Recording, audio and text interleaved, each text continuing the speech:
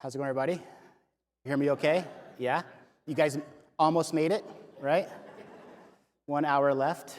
We'll do the slides here in a second. I was told that you love charts. They said it's going to be 3 o'clock on a Wednesday. Better have lots of charts. So there's lots of charts. I'm going to walk through the, can't really see the screen. I'm going to walk through the general market, some workforce stuff. If you have any questions, you can just raise your hand. It won't bother me. And I can answer it. This is smaller than my average class size, so it's just totally fine. And so I'm going to go pretty fast.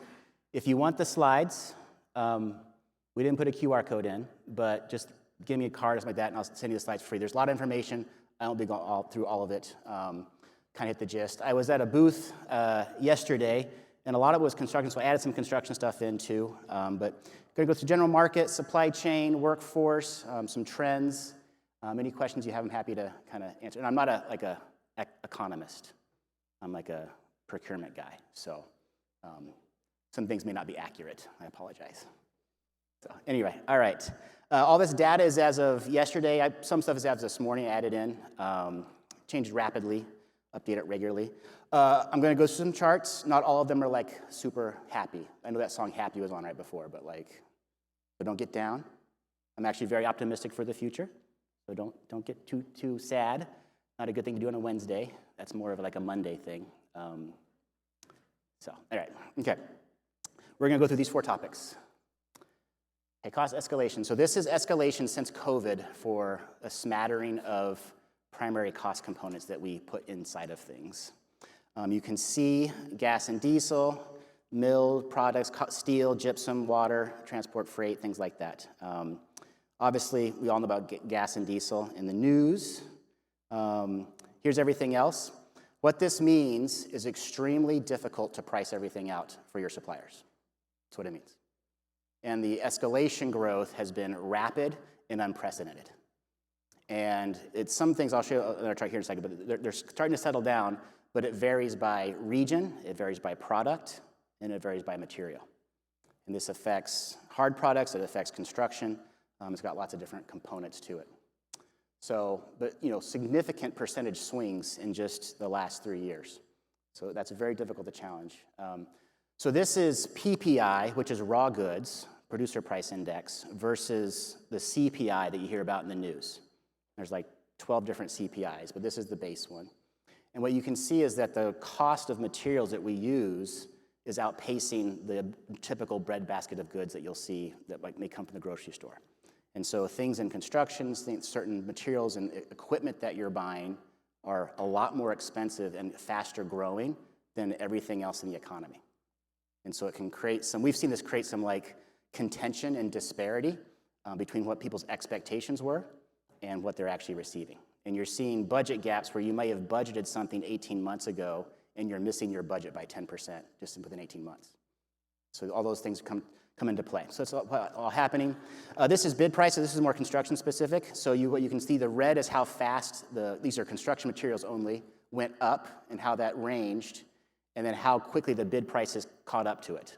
And so this is not the first time this cycle has happened, but there's usually about an 18 to 24 month delay on how vendors can price things out versus the cost of the materials that they're going to be buying.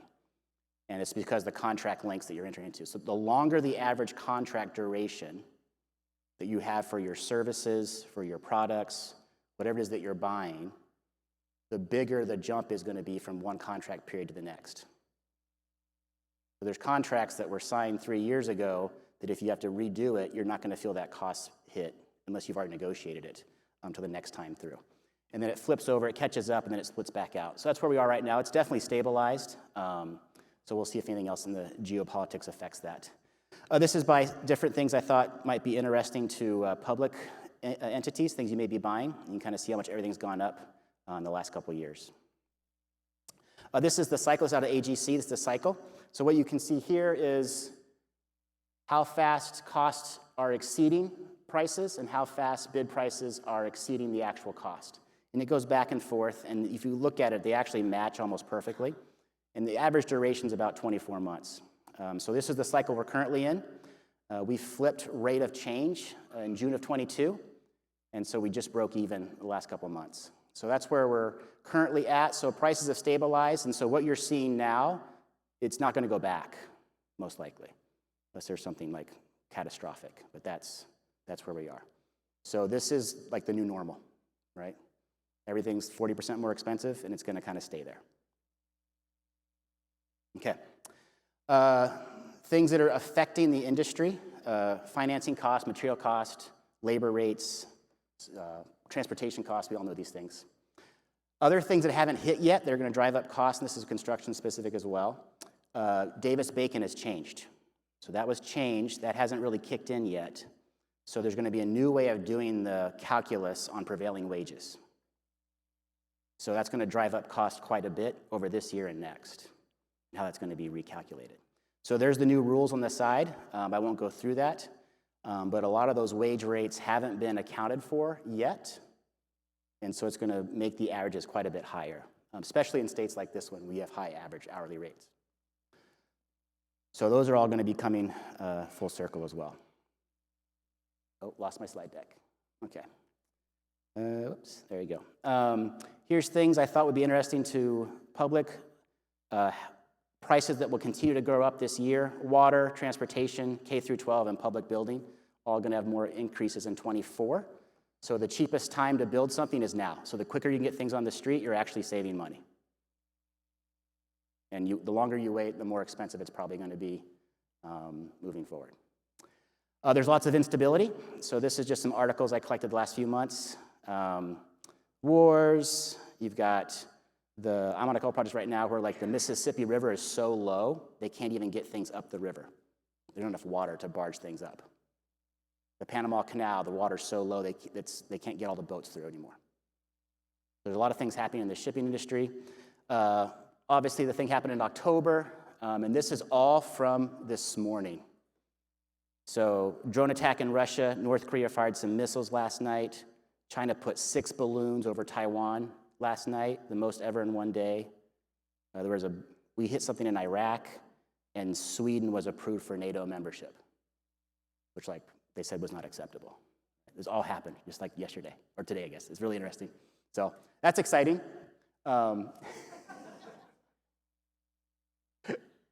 So some of the things you're seeing, it's kind of like, there's the Suez and there's the Red Sea and all that. So that's all kind of coming to play as a supply chain.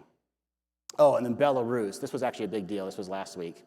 So Belarus switched basically their rules for when they can use nuclear missiles, which was only if they got hit by a nuclear weapon, then they could hit back, and now they can do it as a preemptive, or for any conventional attack, they can shoot a nuke off. They just changed that law in their parliament. So that doesn't sound good. So anyway, see, but don't be sad though. It's just data, right? Like you could be getting products sometime in the next 12 months where you have to like do a nuke test on it, see if it's radiated, right? Like right? So it's job opportunities, right? So anyway, okay. Okay, supply chain issues. This is the past 18 months. 90% of projects, contracts have had supply chain issues. 84% have had higher costs. 72% have taken longer. People are trying to do things to manage it. There's no like magic way to manage it, right? A lot of stuff you just don't control. So you're sitting within your sphere of influence, and you even knowing about it, all it does is help you maybe be a little proactive, but you can't influence or control it. There's only one thing you really can influence or control. It's going to be the last thing I talk about, which is a workforce. You can actually do something about that. The rest of these, you're like a reactionary agent. But if you're kind of watching what's happening in the market, you can do certain purchasing strategies that will help you either work with your vendors. Like we were working with a large retail organization, and they had a lot of mechanical units for their buildings. They were replacing lots of them. But they had specified you can only use 2 types of suppliers. And that was causing like 80% of their supply chain issues. So we expanded that to 6 types of suppliers, and their supply chain issues went down by half, right? So there's things you may have in your rules that were put in place 20 years ago that really don't help you nowadays, that helped you 20 years ago. That's the type of thing as a professional in the field that you're in purchasing and procurement, you can actually create some value for your organizations. Shipping containers, that's going down in terms of volume. Here it is by port. This kind of lets you know that. So the supply chain issues are basically kind of ironing themselves out. Manufacturing's down, so it's dropped quite a bit and dropped out. This just came out yesterday. This is the Fed's manufacturing activity survey. So manufacturing's going down, so inventory's built up. So it's not a great thing, not a great sign for the economy in general, but it just shows there's the supply chain issues are kind of ironing themselves out. The weekly rail traffic, so you look at the general economy, in a lot of studies, the best or earliest indicator of potential like recession is railroad tonnage. So how much tons are going on the railroads. And so most of it patterns off of, this is the last 4 years, or last 3 years plus 2024. You can kind of see that on your slide. But basically, it just follows holidays. It just dips down for holidays, and then it comes back. But usually January it's going up, but this last 3 weeks it's gone down hard. So it just means people aren't buying, they aren't shipping things because there's enough inventory. So you got to be kind of careful because GDP measures inventory. So like we had a nice GDP in Q3, like it made all the news because like almost 5%, right? But a lot of that was just inventory buildup. That doesn't necessarily mean it was like great, right? And so the Q4 hasn't come out yet. They're projecting it to be between 2.4 and 2.9, but we'll see what happens with that. Vendors are publishing their own economic outlooks. You have to be really careful. So we track a lot of these, and most of them are not trustworthy. So they're trying to like get a certain angle on you, right? So just be really careful with that. These are some of the ones we've seen, just different ways of doing it. This is great. So this is actually a good one. You can see how much it can range. So this is McCowan Gordon, and they're like, this is their September report, and they put one out in December. So just a few months difference, and this December one just came out a couple weeks ago. And packaged rooftop units went from 30 weeks to 25 weeks. Transformers went from 120 weeks to 48 weeks, right? That's a huge swing in 3 months. So the supply chain is all over the place for certain products. So what does that mean? It means you have to work really closely with your vendors and their suppliers. Really understanding and having a closer partnership and less using only the contract to drive a lot of the outcomes. That doesn't always line up. And as procurement, you may think that may not be your job, but you definitely facilitate all of that and help make all that happen and set up for success. So some basic economic activity information. More work coming. This is design output, so it's shrinking everywhere. Less than 50 means it's shrinking. West, it's shrinking quite a bit. So what does that mean? That means if you give it about a year, you should start seeing a lot more bidders for your work because there'll be less work to bid on. So they'll be hungry. And as a client, if the market is shrinking, in any market, any industry sector, if the market is shrinking and the pie is getting smaller, the vendors get hungrier, right? And so then as a procurement professional, you have opportunities to put in place some best practices, some advantageous procurement practices to help you gain off of that competition. And that doesn't necessarily mean a lower price. It just means higher performance or higher value. There's strategies that you can go through to do. I don't have time to go through all that, but that's what's happening there. Another chart just shows where it's wavered. It's gotten pretty low. This is all small business. So small business, you hear that term in the news. It just, to the government, all that means is less than 250 employees. So if you're 250 employees or less, you're considered a small business in most industries by the government. This is their optimism index. This is the December one, 91.9. That's about what it was in 2012. Just you can see where it's at. The main things small businesses are worried about is inflation. Number 2 is labor quality. So their main issue is their skill level of the available labor market. And the third is labor availability, just actually finding people to work. Who here is having labor issues, like having shortages either internally or from their service providers? You're seeing it a little bit? Okay. You can see some of the other things that are their biggest concerns. There's still a net number of companies looking to grow in terms of their number of employees, spending capital. Not most firms expect the economy to get worse. 40% of job openings they can't fill, and 25% are seeing lower profits. And so in a lot of industries, you can, In certain markets, you're seeing revenue, there's record revenues for firms, for suppliers. And then margins, profit margins are like a half, 70% to half of what they were. So you're still running, you might have been running a 7% margin or a 4% margin, and now you're running a 2% margin, but on 40% more revenue. So that's a lot more risk on your suppliers. So your suppliers are actually being financially compressed right now, even though there's a lot of work in certain industries. And a part of that is the productivity rate is bottoming out because there's been so many new hires, and most of the exodus, most of the labor that we've lost has been experienced people. So you've had a net loss of experience and capability and productivity, and the void has been filled by inexperienced. And all of the excess hiring that has exceeded pre-COVID levels has been only inexperienced. So you're having much lower productivity, more risk, so your margins go down, even though revenue is up. So these are all things. So your vendor health, so as a procurement professional, as a public agency, actually caring if your vendors are making money is kind of an important thing. Because if they're financially unstable or they're not totally safe, then they're going to start behaving differently, right? And so making sure your vendors are healthy becomes a kind of one of the things that will probably be important this next 24, 36 months, financially healthy. Because if you're like, wow, we're getting a great deal and they're going out of business, that's not going to be a win-win, right? See, there's three types of relationships. There's win-win, win-lose, and lose-lose, right? Win-lose, given time, will always go lose-lose. The loser will make sure of it, right?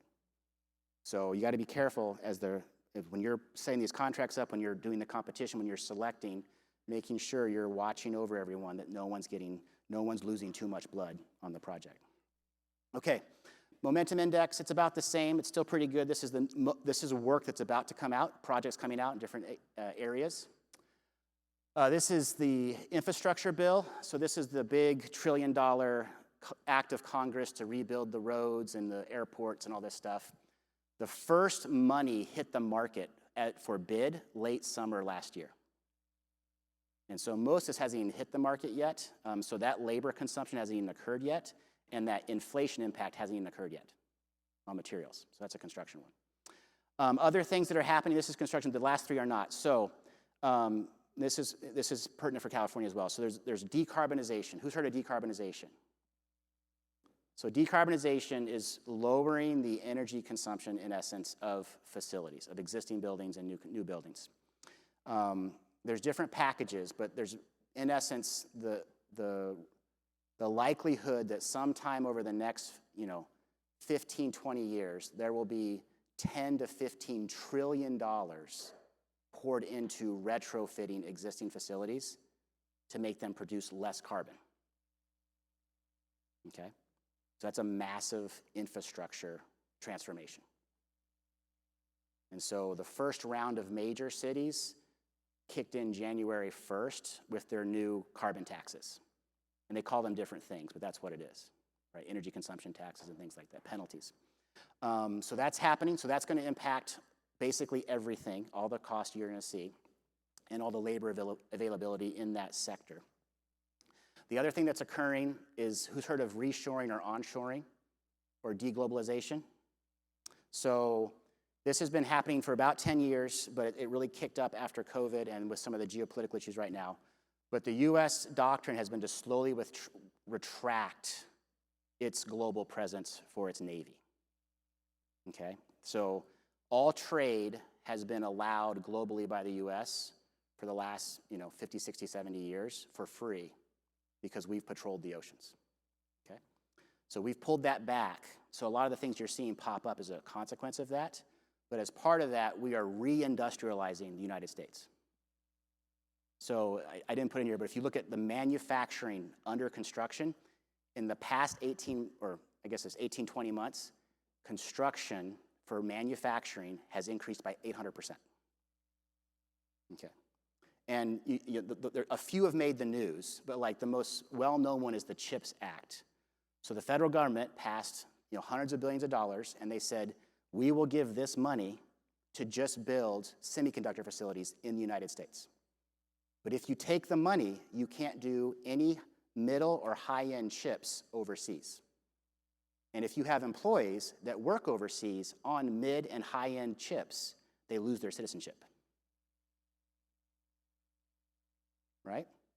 So the international semiconductor market, that may be firms that are US firms, but their main production capacity is overseas, and they have American engineers and employees overseas, they all came back here.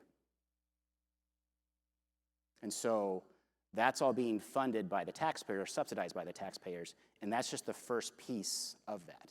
There's going to be more of it coming. So there's a lot of these reshoring efforts. So what does that mean? That means for the next 10 years, everything will keep getting more expensive until it stabilizes. That's most likely what it means. Now, there's a lot of variables, but that's where it's headed. But then you'll have massive manufacturing again in the US. So it'll come back like it was, pre-60s, pre-70s. Okay, so that's onshoring. The other thing is the EV grid. We'll see what happens with that. But in DC, there's a $500 billion package sitting to do a nationwide EV grid. The first one right now is happening in Georgia. So Georgia is doing a state-funded, publicly funded with federal dollars, EV grid, or electric vehicle grid, charging stations for the state. Very complex, because who gets the EV charger on their site, their property, right? That's an advantage to have that. Who maintains it, what utility companies are involved is very complex. So they're trying to we're a little bit involved in that. They're trying to figure that out right now. So, okay. The next few slides are just big picture macro, okay? And so what I thought I would do is say, have we been here before or have we not been here before for certain things that are happening in the economy? Because there's so much noise in the news, right? And you don't really know what's going on. And so, I have no dog in the fight, and I'm tenured, so it doesn't matter, right? So, and you're government workers, so you don't care that much, right? So we're all just okay, whatever. But okay, so there's lots of things happening all at once. So what I did is I just put a few guiding principles, and I have a few quotes. So does anyone who said, we are navigating by the stars under cloudy skies? It was said last August, September. You know who said that? Anyone know? Who was it? It was Jerome Powell, the Fed chairman. That's what he said in September. So what's that mean? They don't know what's happening either, right? Everyone's just doing the best they can. History never repeats itself, but it does often rhyme. That's pretty famous. Who's that? Who said it? Mark Twain, Samuel Clemens, okay? Everyone has a plan until they get punched in the face. See? Mike Tyson, right? Everyone knows that one, right? That's the level we're at, right? What type of reading you're doing at home, right? Not Fed reports, nope. Not classics, nope. Boxing, right? That's where we're at. If you put clowns in charge, you get a circus. That's an old Turkish proverb, right? You put clowns in the palace, it's no longer a kingdom, it's a circus. So anyway, that's where that comes from. But that's where we're at. Okay, Fed funds rate. So this is the interest rate. This is all in the news. This is so we're currently at 5.5-ish, and this is what it has been since 1955, up to almost 20%, 18-something%. So we've been here before. This is not that crazy, okay? So it feels crazy because we were at zero or low interest rates for several years, really for about over a decade, but not historically unprecedented. So we've been here before. This is not the end of the world. National deficit and debt. We have not been here before.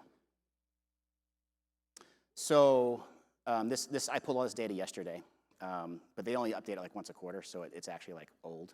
They haven't done the Q4 yet.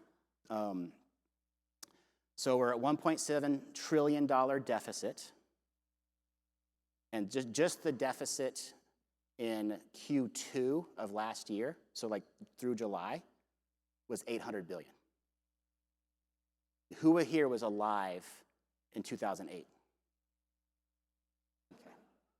Do you remember what the bailout was that everyone freaked out about, that Bernanke did? It was $700 billion. That's a quarter now. That's just a quarter, right?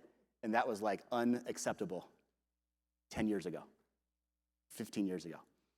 So here's our national debt since 1922, and the purple is how much money you owe. So you owe lots of money, and it's going up quickly, right? So this is unprecedented. This is kind of where we're at, or where it's going to, and I put all the references in here, so you can, if you want the slides, just let us know. We'll give you all the slides. So I put all the references in here. Interest will be our third biggest payment in a few more years. You can kind of see where everything lines out. And of course, Social Security is going to keep going up. We'll talk more about that in a little bit. So that's where we're at with that. GDP growth, we've been there before. So GDP was 4.9 in Q3. Q4 hasn't come out yet. But in Q1 of 2006, it was 5.5, right? So just, you got to be careful, right, where it's going to be, where it's going to end up. So that's where we are right now. Debt to GDP, we've never been this big before. We're like setting records. The only times we've gotten close is during major wars.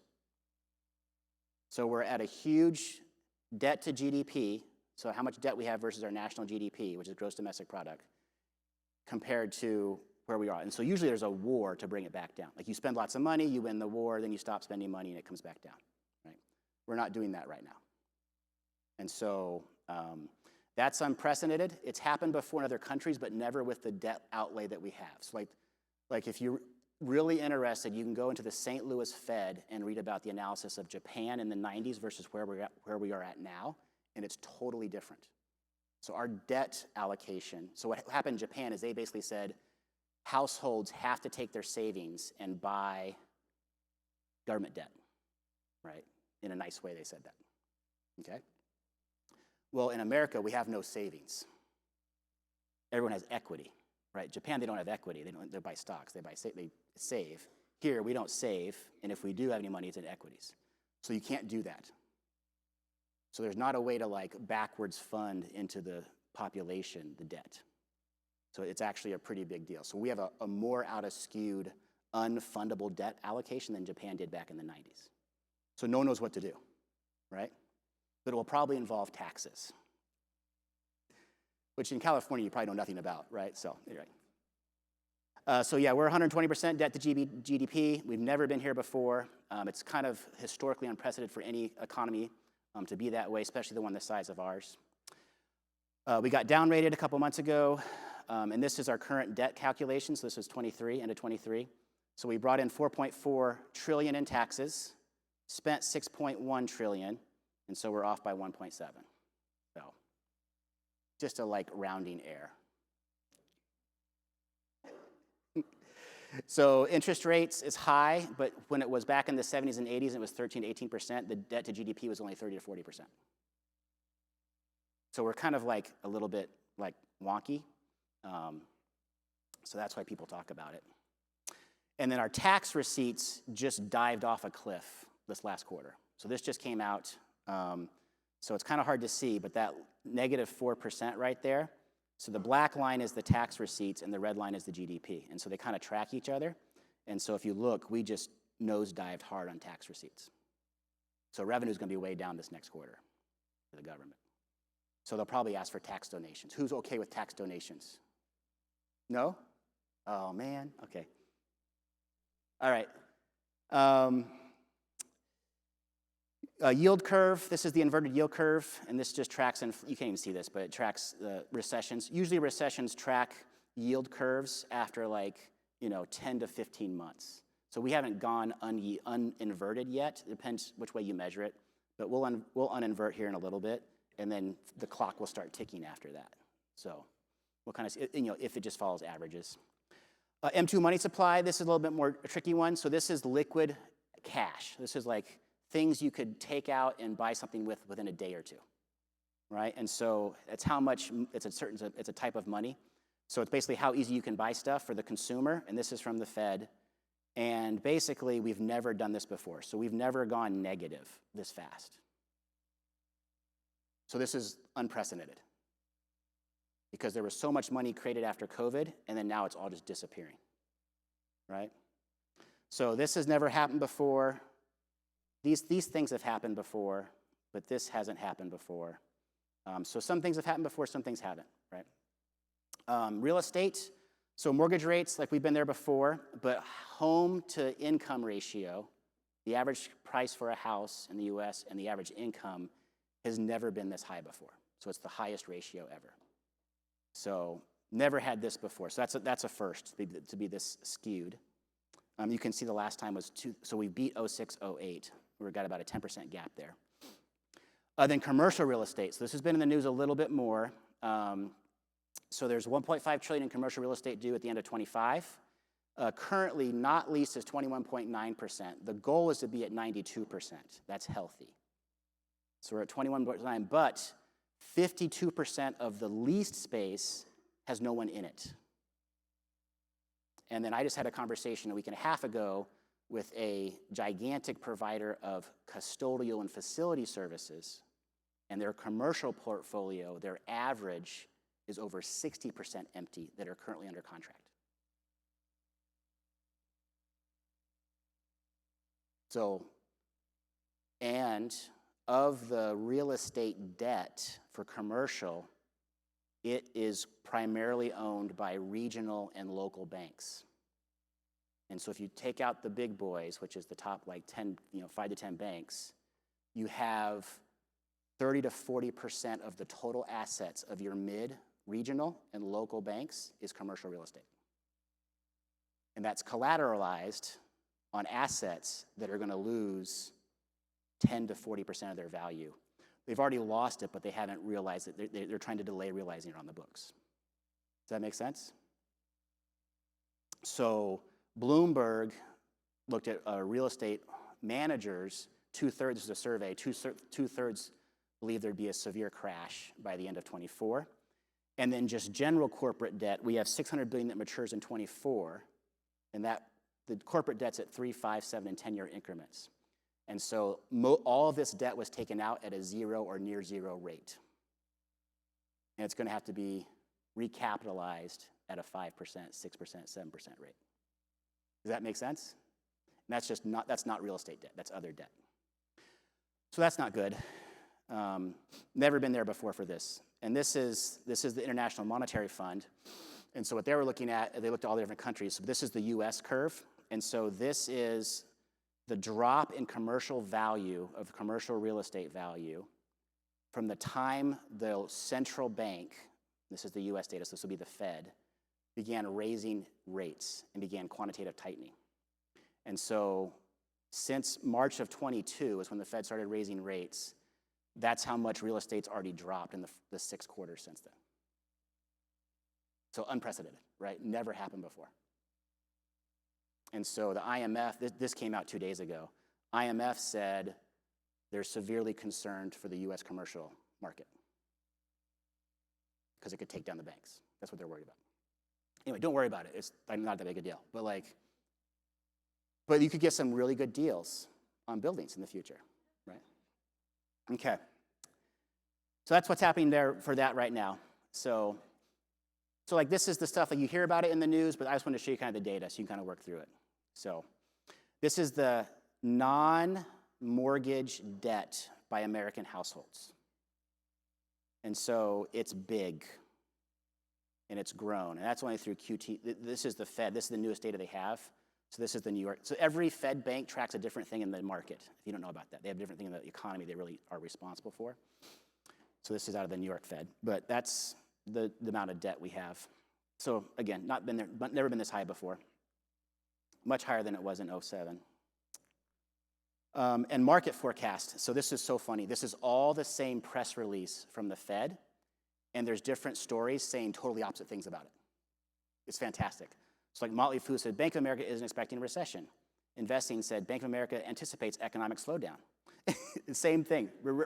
They link to the same report, right? It's amazing. And then Jamie Dimon, he says things are great. Just kidding, he's scared. And then, so he's the chairman or the CEO of Chase. That's the biggest bank, JP Morgan. Okay, so that's just that. Everyone okay with all that? It's just fine. Like it's like, there's nothing you can do about it. It just is what it is. And, just like, we'll probably be okay. Like most of the models, it doesn't get like really bad to like the 2030s. Who here retires before 2030? Oh, you're fine. You're fine. Yeah. Who here is expecting Social Security? You are. So that's fine. The rest of you don't worry about it. If you're not expecting, you should be fine. You should be fine. It's not a big deal. Okay. Okay, workforce. Now, this is the only one you can do something about. You have like some level of control over it. Like you can't control like if we go bomb someone tomorrow, or if someone blows up someone, or if like a real estate asset drops 100% in New York City. You don't control that. Okay. Workforce, you do control. Everyone's having, this is all different data from different markets, so I just kind of aggregated it. Most organizations are struggling to fill positions with qualified people. Over half think it will be as hard or harder in 24 than it was in 23 to find people. And then mental health and productivity are not doing so great, okay?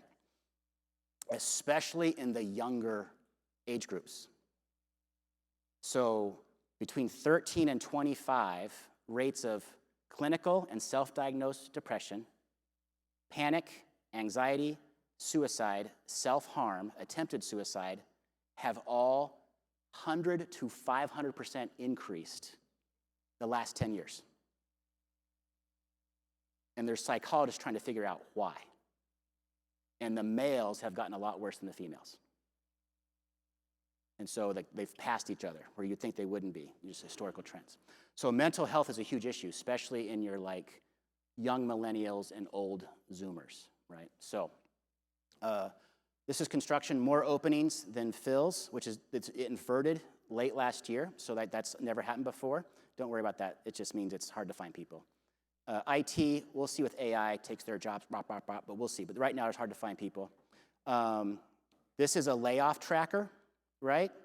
So you can see how many people are laid off in the country each month. Google's about to lay off 30,000 people because of some AI advancement. So you could find people, right? There'll be people loosening up these next 6 months. This is the layoff map for 2023. California led the nation for layoffs. So, because of tech, right? So there should be people out there, right?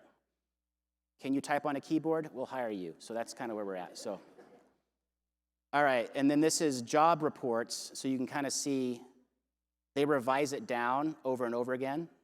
And so you hear about it the first time the job numbers in the news, and then they drop it like 20% 3 months later. So the jobs aren't quite as much as you might hear all the time. This is AI. So we do a lot. I did my first procurement AI workshop, boot camp, like a few weeks ago. And so I was walking through how to use AI to write a scope of work, right? And it was like 80+% of the people had never even like used it before, right? And they're all laughing and giggling and like making fun of it. And, it's going to take our jobs. And they started using it, and it got really quiet. It was pretty good, and it's just starting, right? And so there's a lot of stuff it can do for you already. But basically, what's most likely going to happen is if it's going to take out young people's jobs first. So Forbes did a study. It came out about a month or two ago. They had 800, just a little less than 800 CEOs of companies. And 79% of them said they're going to cut hiring. This is the nice term they used. Entry-level knowledge workers, right? That means college grad or AA grad. They're going to reduce it by half the next 3 years. And they're taking out college degrees. So half of companies have already removed college degrees from job descriptions. So it will really hurt young people first, in addition to like admin roles. And then it's going to take out higher ed next. Right? So, there's like 300 million jobs that will be eliminated, Goldman Sachs said, in the next 8 years. Just at current levels of technology. That's assuming it doesn't like ramp up in how good it gets, which it probably will. So anyway, time to become a robot. Since the year 2000, the US population has gotten older or younger? Older, correct, 3.4 years. The trend is accelerating, you got it. This is the curve. Basically, more and more old people, fewer and fewer young people. Birth rate, lowest ever in 2020, and really hasn't changed much the last couple years. The birth rate is 18 to 46-year-old people. That's the age group they look for having babies, okay? 46 seems kind of old to me, but that's what they use. So anyway, 31, it's 31% higher than it was in 90 and 102% higher than in 1950. So like there were twice as many babies like 60 years ago. And this is per 1,000 people. That's how they track it. So that's the birth rate chart right there. And see, it's like, ooh, no babies. So that's why when you see a baby, you're like super impressed, right? They're not getting cuter. They're just getting rarer. So. Okay, so this is a prime age male workforce participation. Prime age is 25 to 54. There are probably 55-year-olds that still feel like they're in your prime, but the government does not agree. So anyway. But, no politics. Anyway, so this is the prime male participation rate, and that line is going down, but I cut off the bottom so it looks scarier, right, because it starts at 87. So that's when millennials entered, and they're really fun to blame for everything. But they are the least productive generation ever recorded. But then now there's the Zoomers, and Zoomers are less productive than millennials. So, yeah, so don't worry, it gets worse. So anyway, all right. No, this is and this is probably the most serious thing right here. And I got a little faster, sorry. So, boomers, so the average boomer this year will be 67, okay?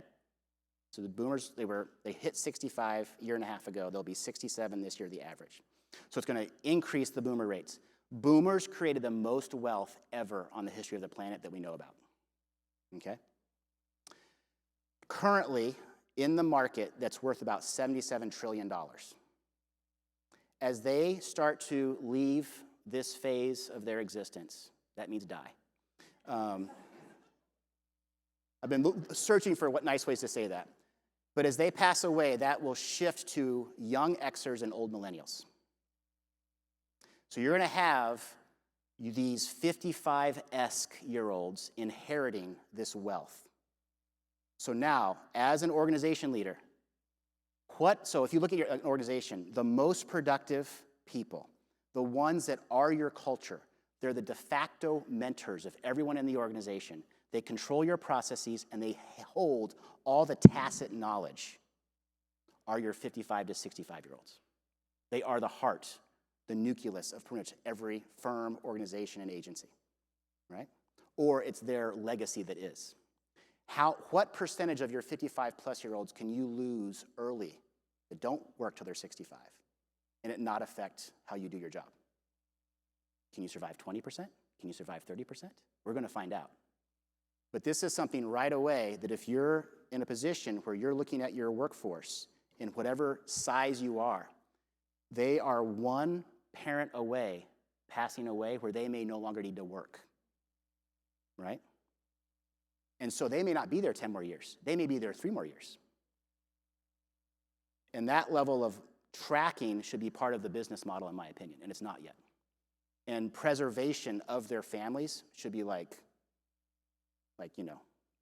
part of your strategy. Like send them help. Take care of their parents, give them time off, take care of their parents, keep those parents alive.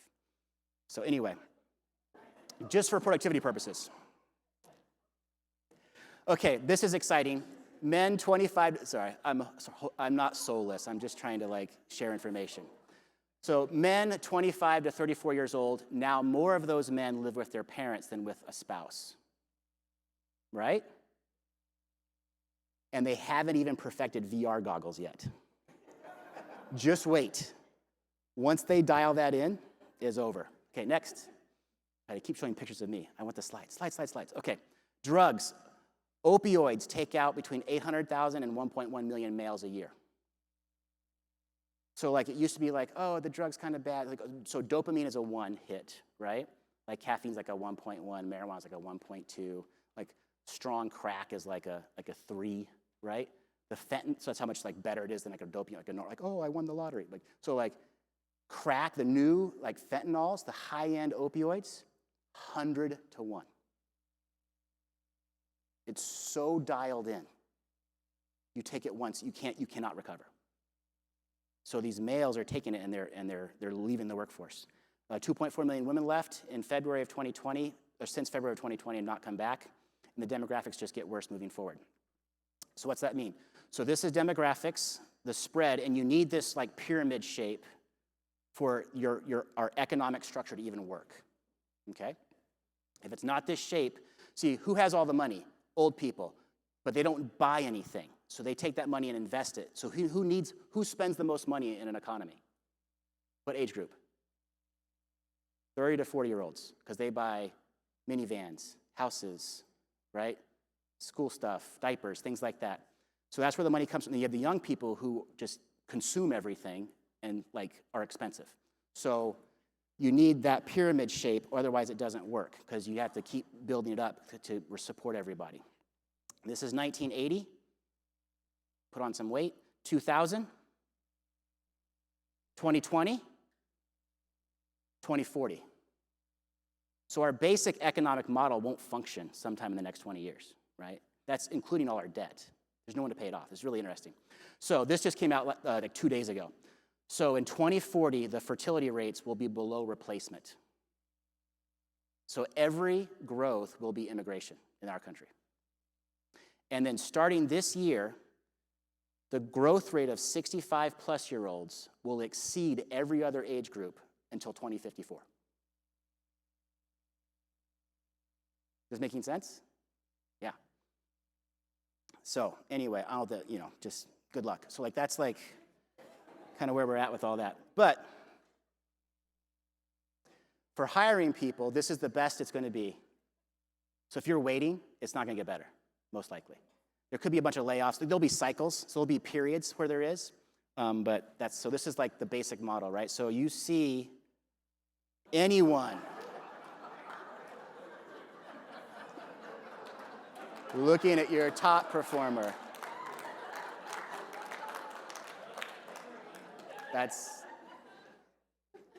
So now, I was told, I saw this one way.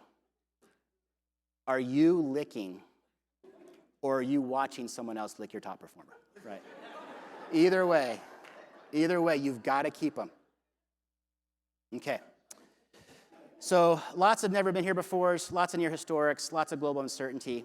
There's a lot of, this is growth rate this is population change by state. California shrinking. So anyway, it's not all bad. So this is hopium. So this is, the top left is percentage of people in the world that are malnutritioned. See, it's almost down to 0. That's awesome, right? Victims of violent crime in the US, way down. Population in poverty, it's the pink one at the left corner, almost down, right? It's like less than 10% of the world's in poverty now. That's awesome. Disease, people with disease, from 1990 to 2019, it's gone down by like hundreds of millions of people. So see, everything's not bad, right? It's not that bad. Things are actually, overall, I think they're better. It's just scary. So reality, there's performance problems. Like we know that.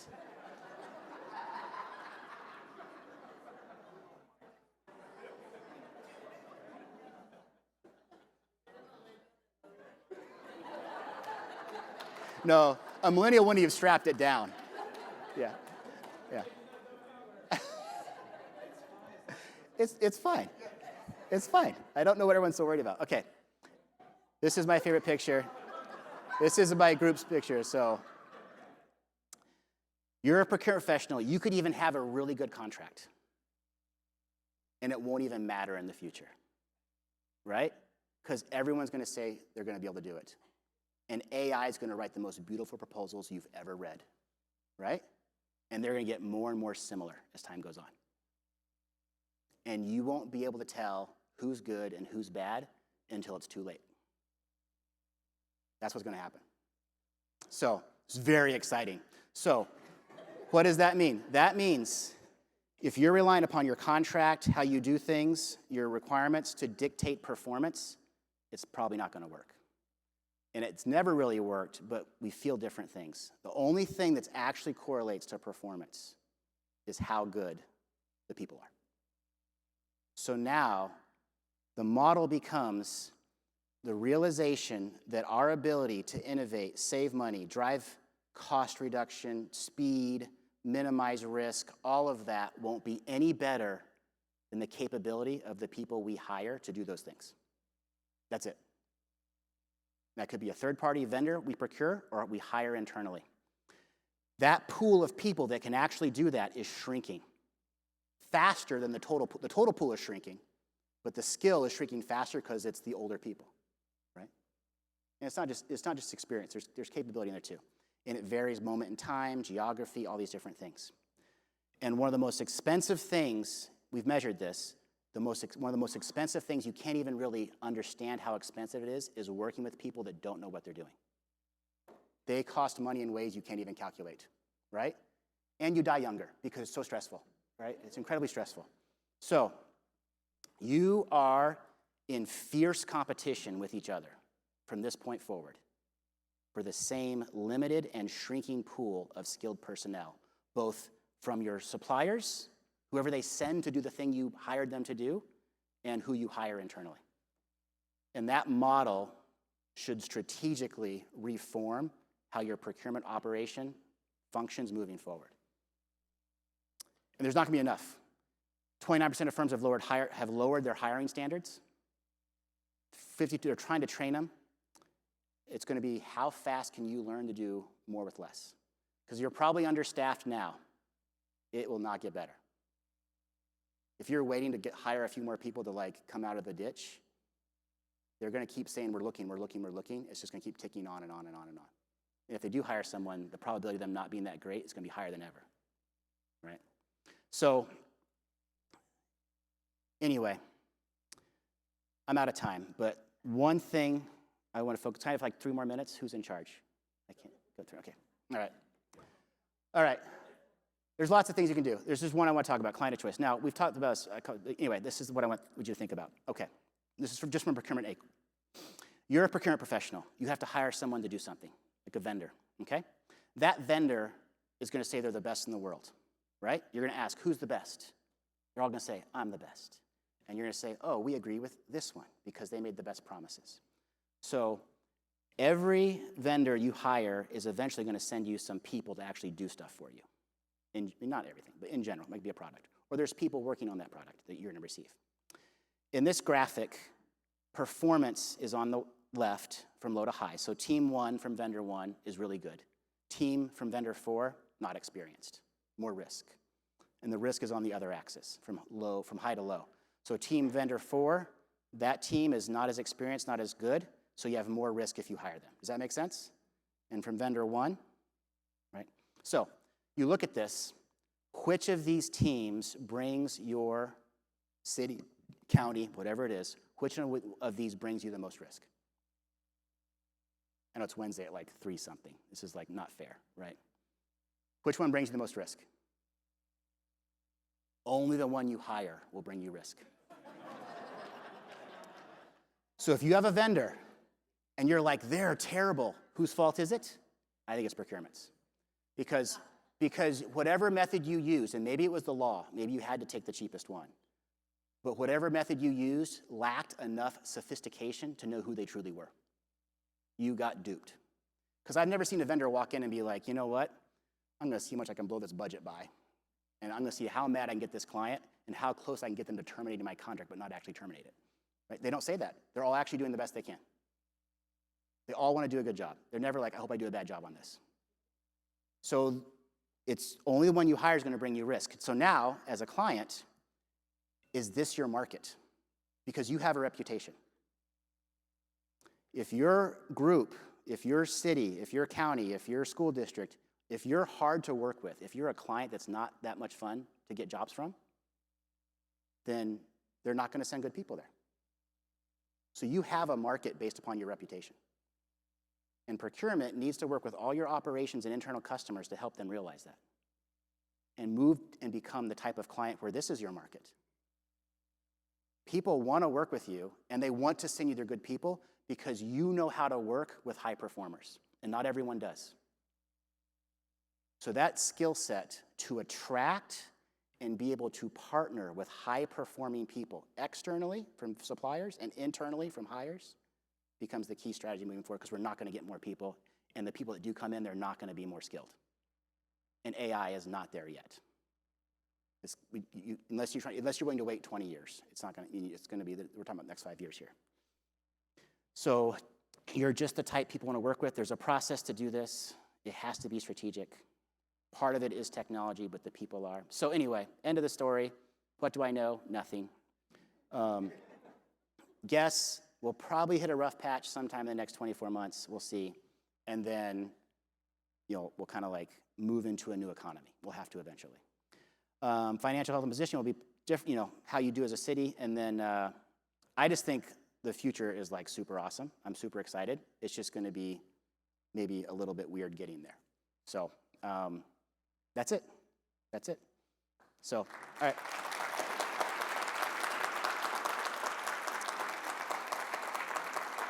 And if you want a copy of the slides, just let me know and I'll send you a copy. Full deck, PPT, won't be all locked up and everything. So.